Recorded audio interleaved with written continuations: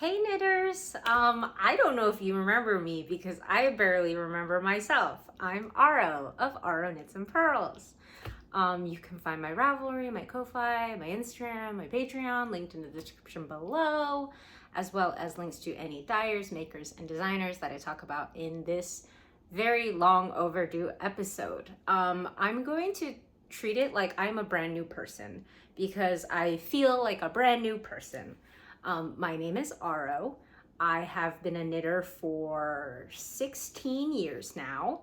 I am a licensed attorney, but currently I'm technically non-practicing because I am a compliance officer at a small healthcare organization in the state of Utah. It's a nonprofit, and you would think that given that it's a nonprofit, so therefore I do not profit, it is actually very stressful, which is why I have been pretty absent. And I've also been a lot less active on Instagram as well. My job has taken over a lot of my life, a lot more than I expected. And I don't mean that to justify just like disappearing, but it definitely it's impacted how much I knit, when I feel like knitting at all, even if I have the time. It's been a ride. And so hi, but I'm not here to talk about all that. That's the neggy vibes. I'm here to talk about the fun stuff, which is when I have been making. I've fallen back in love with knitting. It's taken a long time to kind of get that footing again, but here we are. So I always start generally with what I'm wearing. I am wearing the Tolsta tee. So the Tolsta tee is by Camellia. I don't know if I'm pronouncing it right. The Camellia, again, she's linked below, as well as all the designs. So this is the Tolsta tee. It is written in two versions. For the entire pattern, you get both versions, whether it's the DK, this is DK, or the fingering weight version. It is a very customizable tee. She's done samples in solid color, in stripes. There have been people who've done lace detail work, texture detail, whatever. It's very fun to customize.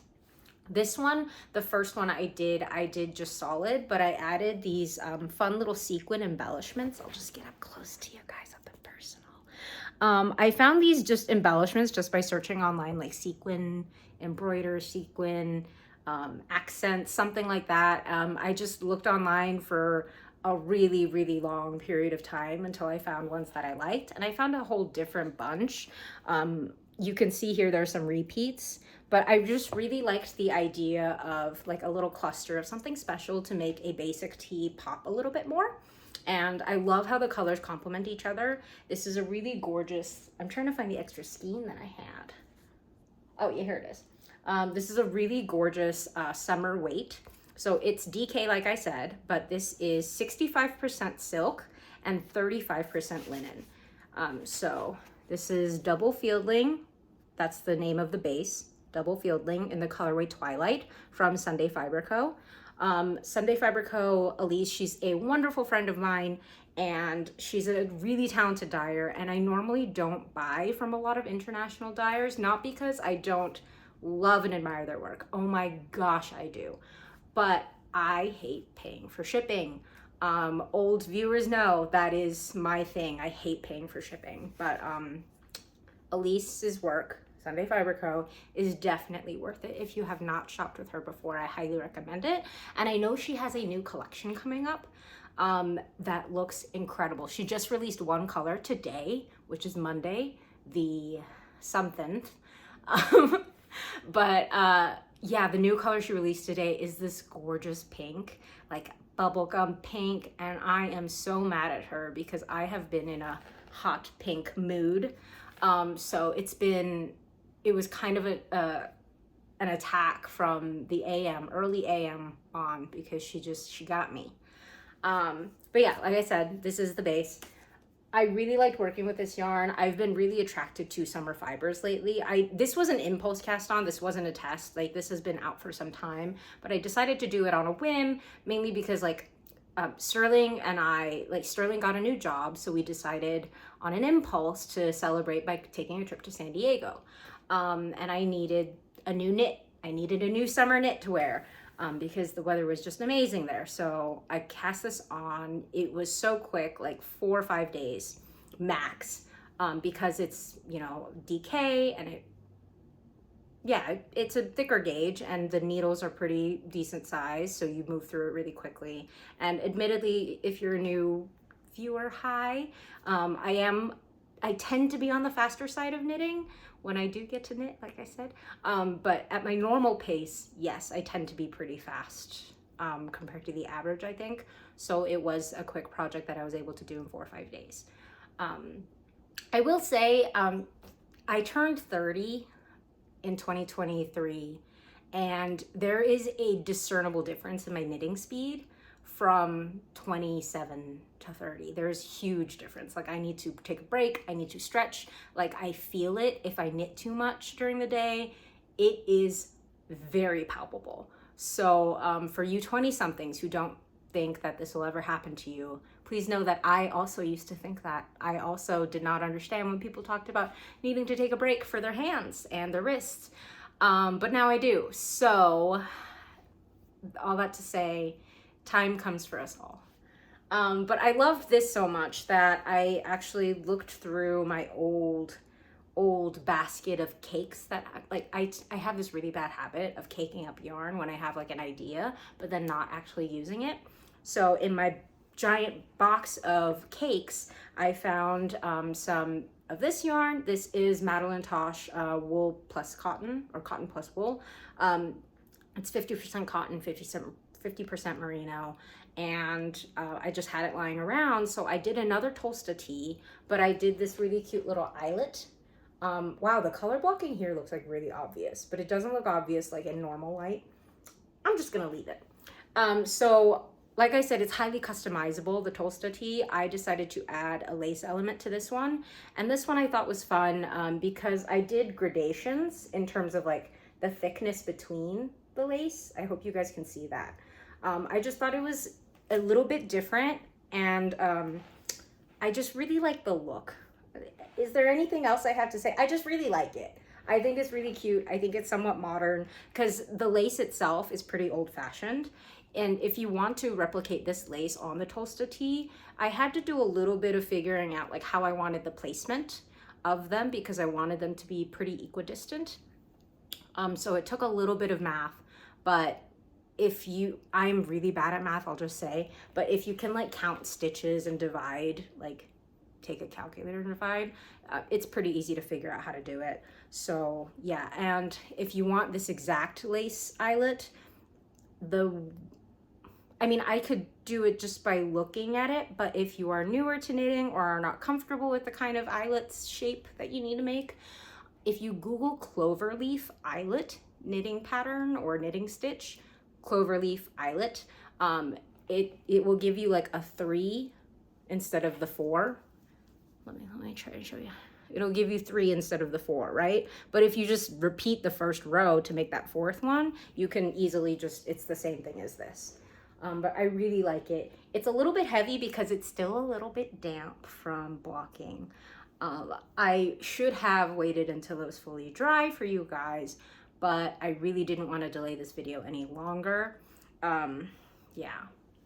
Actually, you guys owe this video in part to Sterling. His former coworker, since he started a new job, his former coworker has a friend who watches my videos. If that is you, hi. That friend told Sterling's former coworker, who told Sterling, like, Aro needs to make a new video. And Sterling has reminded me for several weeks, like, are you sure you don't want to make a new video? Are you sure you don't have the time? And this is the week. This is the week everybody wins. And I used to not like drink anything during my regular upload period time. But then my voice would get all hoarse at the end of it and I would just hate it. So I'm just gonna drink in front of you guys. I feel weird about that because I feel like other people do that, but they edit it out. And you guys know I don't edit, I just talk. But yeah, so I'm drinking tea. This mug is from Aura Clay. I'm obsessed with these little tulips. I think they are so cute. And the tea that I'm drinking is Viking tea from Iceland. I loved this tee so much when I was in Iceland that I actually, like, when I got home, I had one box, but then I tried it again after a month of being back, and I was like, oh my God, it's even better than I remember. I have to order more. So again, I hate shipping, but I love this so much that I actually, like, found it online, and it's only from this producer. So I found it and I had it shipped. I bought like 6 boxes and I had it shipped to here, and it costs a lot to ship from Iceland, but that's how good this is. And it's basically, it's an herbal tea based on Icelandic herbs, but with bergamot added, like Earl Grey added to it. So it tastes like an Earl Grey with vanilla almost. Like it's sweet without actually having any sugar in it. It's wonderful and I love it. But yeah, that's what I'm drinking. And like I said, this is Aura Clay. I'll link her down below. I really like her work. I have a lot of her mugs. But yeah, so the 2 Tolsta teas that I made, and you guys know I normally don't make the same thing twice, like ever. But that one, because it's so customizable and you can do different things with it, like it is really great if you want to do a different weight, whether it's the fingering or DK, add stripes, texture, whatever. It's a lot of fun. And another pattern that I did for the Camellia, this one was a test and I didn't finish this test and it breaks my heart, but it wasn't technically all my fault because, so this is the Rhue, R-H-U-E, the Rhue. It's gorgeous. I love it. I added this little contrast hem because I was afraid of running out of this lovely double mushroom color. Yeah, so the contrast hem I just used with scrap yarn, and it's because I was afraid I would run out. And the joke's on me because I didn't run out of this lovely mushroom color. I actually ran out of the contrast color, this gorgeous Playful Day. Now, you're probably wondering, why do you have that in your hand then? I actually had to message Playful Day, which is who dyed this yarn. I had to message her and ask for her to special dye it for me because I was so close. I just had my sleeves and I had none of this left. So she was very kind. Tara Lynn is a wonderful human being. If you have not bought her yarns, if you get a chance, I highly recommend it. It's beautiful. This is her non-superwash base, actually. Non-superwash worsted. It's 100% non-superwash fine, organic merino. It's 20.5 microns, if you guys know what that means. I am only very basically understanding that that's like how many fibers are across. It's a term of measurement. The higher the microns, the softer it is. I'm pretty sure that's right. And this is extremely soft. Like, I love the idea of non-superwash. My skin does not. But this is extremely soft. So if you are a non-superwash girly, like I know a lot of you are out there, I highly recommend this. And the fact that it's on worsted base, I love. I love thick weights. It just moves quicker. Also, as I'm getting older, like the small gauge really does take a toll on my hands. So I'm really glad I don't live in Austin anymore, where all I could knit were fingering weight sweaters because it was just too dang hot. But yeah, so this Rhue, it's very interesting because the construction of it was different than anything I have done yet to this point. So it is top down, which I love. I've realized, you know, after 16 years of knitting, I just hate bottom up sweaters. This is not a knock against anyone who designs bottom up sweaters. I just don't think I can do it anymore because I have to just accept the fact that the motivation leaves my body once I'm past the going up to the separation of arms and sleeves. It just poof, gone, leaves my body. So I have learned to accept that about myself, and I won't do any more bottom ups. Like, I'm tired of having a tube of knitting just lying around waiting for me to do something with it, and then, you know, years later I will frog it. But yeah, so this is top down, which I like. I chose to do a folded over hem. Some people didn't, that's fine. But the way that this works is you can see this bulge here. It happened to some other knitters, and I think it's just because we increased tight. How this works is you increase on every side, whether it's right or wrong side. So that means make one purl right, make one purl left, and regular make one left, right for knit side as well. So it's a lot of increases at once, and it creates this lovely line. But if you don't have like a loose gauge while you're doing that, it'll create that weird puckering, which, like I said, some knitters had, a lot of knitters didn't, and I think it's just because we had a tight gauge on that portion. So it was a little bit of a bummer, but eventually it got done. And then like you knit it all in one piece pretty much, and you do more increases here. So it creates almost the illusion of a raglan. And I have to say, like, I'm not trying this on now, obviously, because it would just look silly without any arms. But it really fits gorgeous. Like, I can tell where it's going to fall, and it's so good. Oh, I should say, like, I know it's oversized. I really like oversized. Also, the linen content and the silk content does stretch because they're natural plant fiber, so they stretch. The pink Tolsta that I showed you, it's a smaller size, and that's cotton and merino, so it won't stretch as much. Okay, all that to say, yes, I know it's big. Sometimes I've had somebody like be like, well, that's too big for you, and I'm like, yeah, I know, I like oversized, but anyway. Yes, so Rhue, sorry. Yeah, so it's going to fit really well, and I can tell that. It's just, I have to do the sleeves. But now it's getting warm in Salt Lake, so I don't know if I really want to do the sleeves now, because I don't really want to take a finished object photo. Like, it's already 65 degrees out. I don't know what that is in Celsius. I'm sorry. But yeah, and Tara Lynn, you know, she's so sweet. After I asked her to dye that one skein of this, I felt really bad about just asking for one skein, because it is work to dye yarn, and I know that because so many of my friends dye yarn. So I felt bad, so I was like, if it makes it better, I will order like a full extra sweater quantity. And so she did that for me, so I got a sweater quantity plus the one skein I needed to finish my project. And she's so sweet. She included these scissors. They're just, you know, little snips from Chasing Threads. And I really like the fact that they have a little airplane to show you that it's TSA acceptable. So from what I've read from the TSA website, it's if the blade is 3 inches or less. And again, if you are from any place that uses the metric system, which is almost everywhere else, nothing I'm saying will make sense. But yes, if it's less than 3 inches for the TSA, it is acceptable. You may find certain TSA agents who are not familiar with that. I do not recommend arguing with them because they'll just get mad. So just, you'll have to let the snips go. So I try not to travel with snips anyway, but if I do, like, I bring like really teeny ones when I travel. But I love these. I'm gonna keep this at home just because it's a little bit on the bigger side. And again, I don't want to lose this with the TSA. But yeah, so lovely Playful Day Yarns. Love that Rhue. Have to finish it eventually. Yeah. Another thing I'm working on is the Skyline Tee. Oh geez.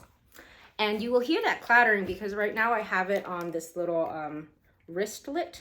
So this is something I started doing pretty recently because I love hiking. A lot of longtime viewers will know that I really love going up in the mountains, the forest, the desert alone. I prefer solo hiking. And I just like to knit while I walk, but it is sometimes hard, especially if you're working with like 2 strands of yarn, to like keep pulling out yarn from your backpack. So I got this little wrist thing, and what you do is it's for non-center pullers, like from the side, and it just like spins as you go. So that's what I've been doing. And I'm working on the Skyline Tee test. Sorry, there's fuzz there. This test for Tori knits. I have test knit for Tori since her very, very first design, the Butterfly Bloom, way back in 2022. Yeah, maybe 21, Jesus. But I really like it. The Skyline is something that I've done for her before in the form of a pullover. So I did this last winter when I wasn't feeling up to sharing with you guys. Sorry about that. But this is in Through the Wardrobe Yarn Co. She is a lovely, lovely knitter and yarn dyer. She's in Europe, so EU listeners and anyone who's willing to pay shipping, like, heads up. She's, again, one of the few dyers I will buy from across the ocean or across country borders, I guess, because her yarn's so pretty. This one is, this base is her mohair and fingering base held double together, and the colorway is Dreaming of Candy Unicorns. And I am obsessed with it. It's this perfect pastel, love it. And so the Skyline Pullover, it's written to have just one purl row separating these little things, and that's supposed to be like what's inspiring the skyline thing, because when you're walking through Manhattan and you look up, you know, you see those big long skyscrapers. So that was Tori's inspiration. When I worked this, however, I realized that I wanted more separation between them, because when you hold it up, even after I blocked rather aggressively, like the skyline effect is lost a little bit, especially as you go further down. So to combat that effect of just, you know, gravity, I decided to add an extra purl stitch between these on my, whatchamacallit, on my Skyline Tee. So I added an extra purl stitch, and so you can see when I hold it up, if I can get my arm in there. Yeah, I think it's gonna be a lot more pronounced, which I love. I don't like showing you guys projects where I don't have a neckline done because it just looks so unpolished. But I figured with this one, I really wanted to show you guys because I'm so excited about it. It is one of those small gauge projects. Right now I'm using US size 3s, which I have not used in a hot minute. And my wrists are telling me that they never want to use them again. But for the right pattern, I will. I need to take a break because my wrist has been bothering me a lot. My friend Andrea, I always want to say Alu Knits because that's when I first met her, but the knitting PT, Andrea, she gave me exercises a while back when I had an issue with my wrist, and I feel like I'm going back to those because it has been bothering me. But the yarn I used is quite lovely. So this is Tot le Matin. I can't pronounce that right. It's written down below. But this is a dyer I really like. I've used this base before. It's called Coton. Yeah, you can see it for yourself. The colorway I'm using is called Camellia, and it's this gorgeous bright coral flamingo pink, I want to call it. And this base is 50% merino, 50% cotton, and that's superwash merino specifically. And it's super soft. I tend to stay away from cottons because they are very drying on my hands, but I've found that 50 merino, 50 cotton does work because that's what this is. That's what the Madtosh was earlier. I think that base, that one works for me, that blend. So I'll keep doing it. And I just really love this yarn because it has like really excellent stitch definition. Like look how crisp those are, you know? Yeah, so I highly recommend this base if you've not tried it before and you live in a warm climate or are just gearing up for warm weather. Like this is definitely one I recommend. And I have so much more to show you. It's kind of ridiculous. I'm like, should I stop now? Because I'm worried this video is gonna be too long. But I figured you guys have been waiting so long, I don't know. Okay, so another one that I'm working on, like I've literally just started, it's called the Feather Top. And I am blanking on the designer right now. I think it's the Knit Purl Gurl, but I could be wrong and I'm very embarrassed. It will be down below. Very embarrassed. Because I usually remember everything like that. But it's called the Feather Top or Feather Pullover, Feather Sweater, something like that. Again, listed below. It calls for, well, she did her sample in 3 strands of mohair, but what I've opted instead is 2 strands. I'm using this mohair from Moondrake Fibre Co. It is in the colorway Unicorn Cloud. Yeah, it's in the colorway Unicorn Cloud. It actually came as a set together with this slub. It's the same colorway, but I really wanted to use this mohair for the project, so I've decided just to separate them out. But you can see here how beautiful it is. Moondrake, she's a lovely, lovely dyer, and she's at a lot of yarn events if you get the chance to meet her. She's very nice. Her stuff's great. And she always like has new bases. That's what I love about her. Like I'm very excited about that, and I'll talk about that in a bit. And yeah, so this is the mohair of Unicorn.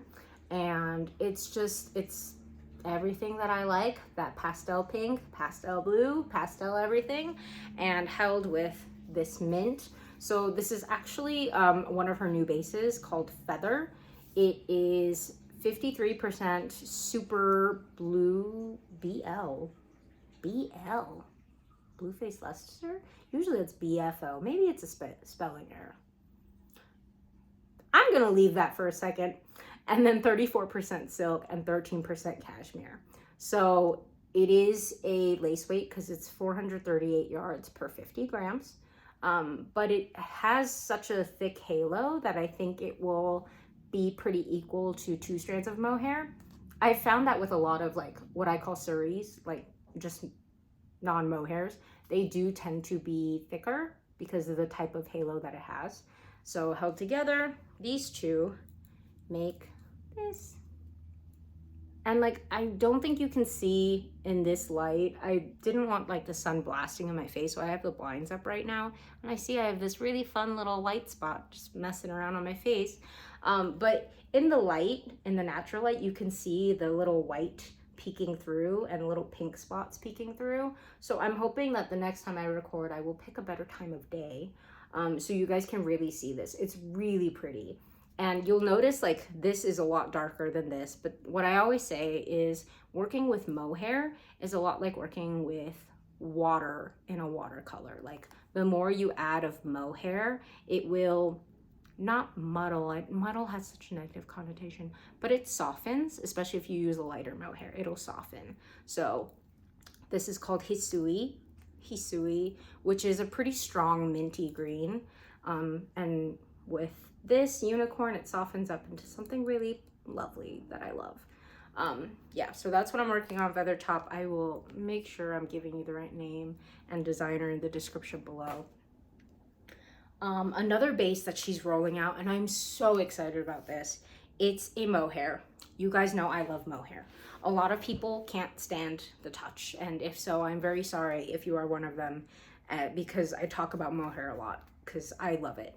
I just love like the fuzz. The fuzz is called halo, the way you can see like all those little on the sides. Yeah, that's halo.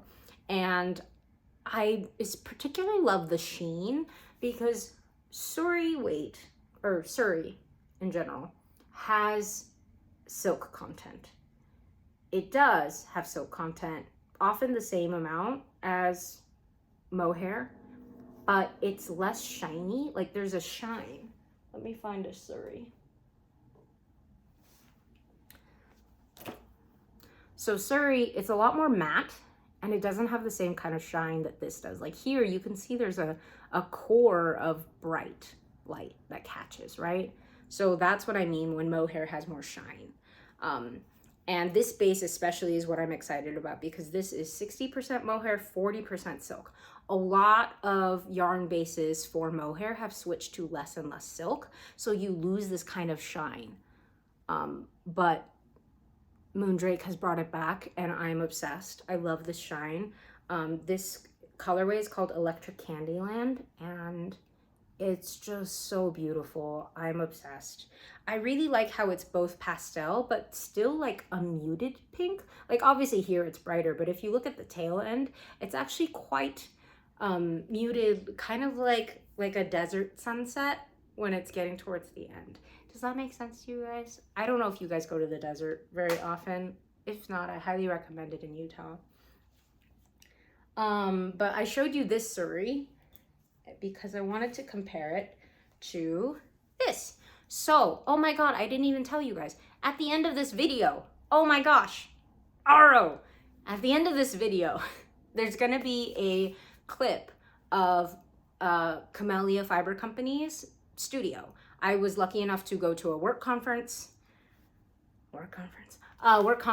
in Nashville where she lives, and I was able to go to her studio and she let me just, you know, do private little shopping and hear about what's coming up for her, and I'm just so excited. But yeah, at the end of this very long video, there will be a few minutes of walking around her studio, and I'm really excited about all the stuff she has coming up. I won't spoil everything, but I am so excited for the directions that Camellia Fiber Company is taking.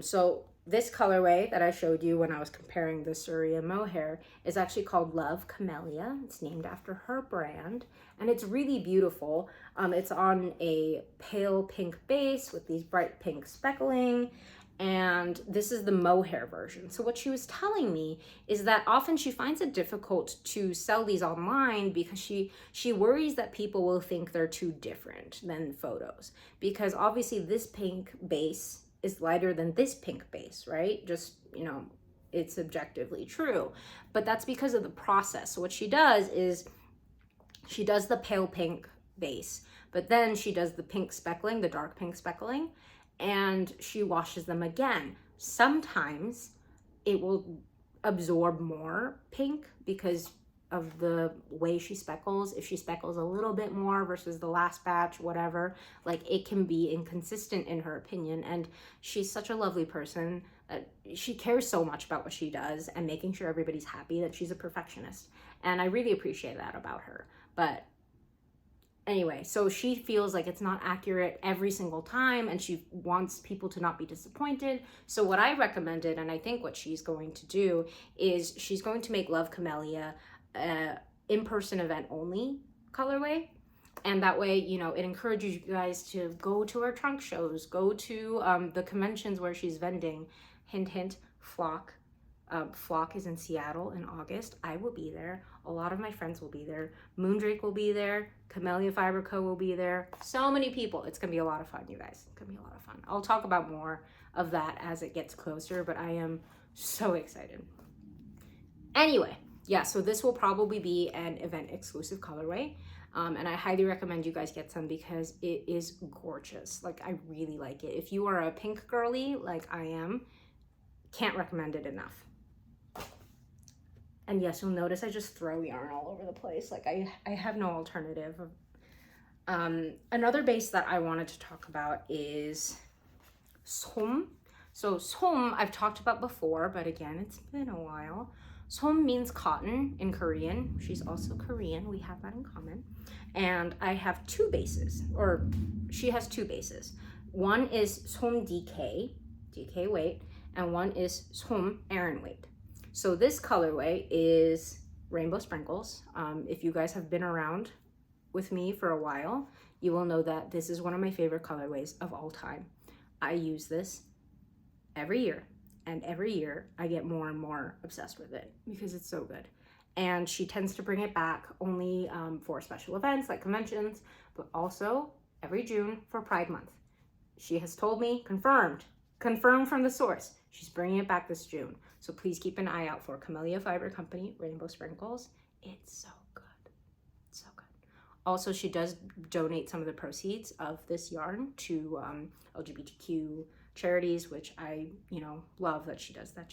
She's really the sweetest person, you guys. Like Sylvia, that's her actual name, not Camellia. Sylvia is her real name. She is one of the sweetest people I've ever met. And this industry is full of really, really kind people. There are a lot that aren't. Like, it's with any, you know, subset of human being. There are always going to be people who are wonderful, kind, sweet, and then there are some that aren't. And then there are some that like me, who kind of fall in the middle and probably tend towards more chaotic.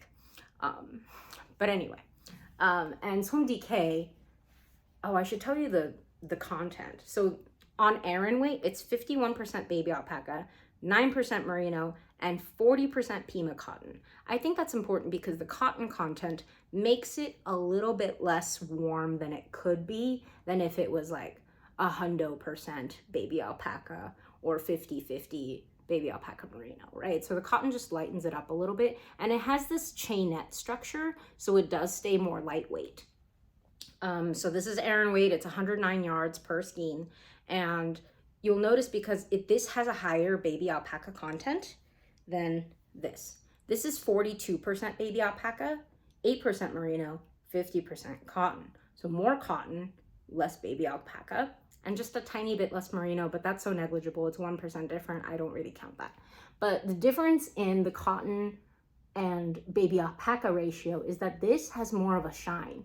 You can see it like in the halo. You can see it when I turn it in the light. This is definitely more matte, the Aran weight. So if you are a person who really cares about the shine, keep that in mind. You may just want to double up on the DK to get the Aran bulky weight, whereas this is more matte. So please keep that in mind. I love this colorway so much that I might get it on some DK as well. But that's if I start feeling a little crazy, because I really don't need that much. I say that, but I probably will get it. Another base of hers that I'm just so excited about, I promise this is the last one I'm going to talk about, is this base. It's her Yak DK. It's 65% merino wool, 20% silk, and 15% yak. So yak is an extremely soft fiber. For those of you who haven't felt it before, it's extremely soft. And it does, with the silk content paired with this, it makes it shiny, which you guys know, shine, soft, halo, because there's a soft halo. It's everything that I love. And there's going to be such amazing drape on this that I think it would be so good for a pullover. I thought originally a cardigan, but I think with the drape of it, eventually the cardigan would stretch out more. Whereas a pullover, since it goes around your entire body, it has a little bit more like support all around. So I'm going to do a pullover, and I am so excited. This is very luxe. Yak is a more expensive fiber for those of you who haven't bought it before. So please keep that in mind. It is more expensive naturally because of the content. And this colorway is called Matcha, which is Japanese green tea. But I'm really excited. Yeah, I love yarn. Like, I forgot how much I love yarn and how much I love talking about it with people. But it really is like, woolen folk, for those of you who don't know, watch my last video where I talk about it. It really sapped the joy out of it for me for a while. And like I said, I'm really just getting back into the hobby, because I think after that experience, it really did affect like how I wanted to interact with the community. Because I saw a lot of ugly sides of the community that I wasn't necessarily expecting. So all that to say, I'm back into it. I hope to make more for you guys. Like, I also don't want to pressure myself to just make, right? I want to take it easy, slow it down, and make sure that I have something of quality to show you, rather than just here's a skein, I'm working on nothing. Yeah, so all that to say, thank you guys for watching my return to YouTube. I hope it's not a crushing disappointment. If nothing else, in the next few seconds, you will see Camellia Fiber Company's studio. So I hope that makes up for any disappointment you have experienced during this episode. I love you guys, truly and honestly.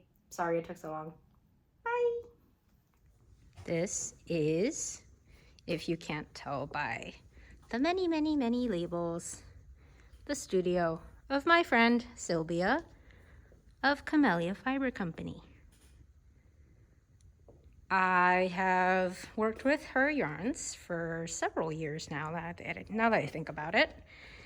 And it's always a perfect consistency in terms of tone. Like, you can make a sweater in any of her hand dyes and not alternate skeins, which I love because I hate alternating skeins. She also takes very aesthetic photos. She has a lot of different bases. Like, this one is Yak DK, 65% merino wool, 20% silk, 15% yak. And this gorgeous dark green color. She also does variegateds. You guys might know her best from my greatest obsession, rainbow sprinkles. She also has one up there. I'm so short, I cannot point it out. One up there. Called Love Camellia, and it's also a beautiful soft pink base with more dark pink speckle. Oh yeah, there's a better example that I can actually point to. Like, a lot of really interesting bases. She's also working on super secret new bases that I will not spoil the surprise for, but this is one called Som. Som is cotton in Korean. She's also Korean, by the way, I should mention. 51% baby alpaca, 9% merino, 40% Pima cotton. So it's kind of like this blown, if I can get an individual, yeah, there we go. It's very lightweight, so it's really good if you're gonna make like one of those big chunky patterns because it won't weigh so heavily down with the weight of the wool. She also has some hand spun. She actually spun these herself, and it's beautiful. And I'm really trying to talk myself out of getting more. And it's really fun being in her studio because she just has piles and piles of yarn that I can touch, including this bucket of like ginormous yarn. So let me try and like get you guys. Do you see? Size of my head. Size of my head. But yeah, please shop her website. She always has a lot in stock, so it is available. Really great for color work, really great for really anything. Like I said, you don't have to alternate skeins, which is great for garment knitters. And she has so many bases that I think any kind of knitter, whether you're accessory or garment like me, you will be happy. Okay.